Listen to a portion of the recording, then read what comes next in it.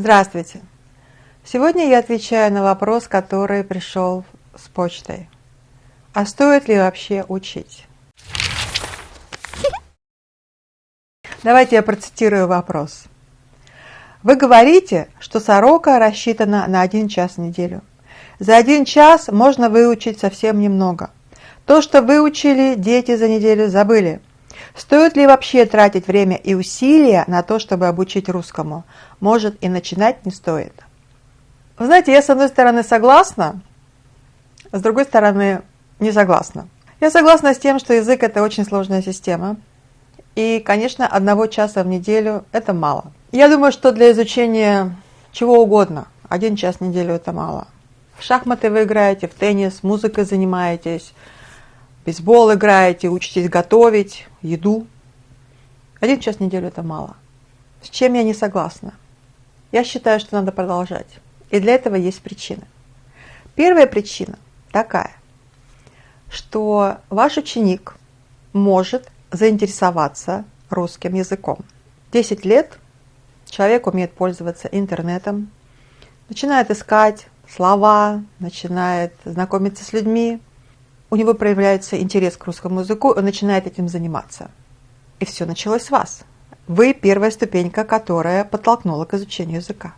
Второе – это то, что, знаете, как бывает, шел в комнату, попал в другую, зато в лучшую.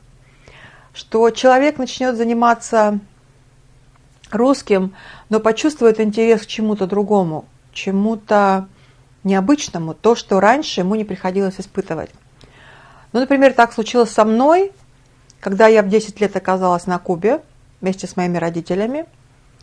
И, конечно, испанский язык – это все очень интересно, и кубинская культура – это все безумно интересно.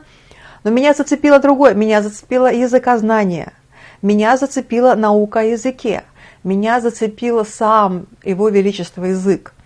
Поэтому я говорю, что вы не знаете, как слово наше отзовется, что интересно тому человеку, который сидит сейчас в вашем классе.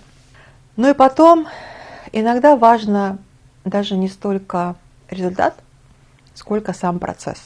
И если вы просто получите удовольствие от того, что вы поделились своей радостью, поделились своей любовью к русскому языку, заразили этой любовью к русскому языку и просто получили удовольствие от общения. Раз в неделю вы собираетесь со своими учениками, и вы общаетесь, и это здорово. Поэтому учить стоит. Даже если это час в неделю, учить все равно стоит, и общаться стоит. Хороших вам уроков и хорошего вам общения.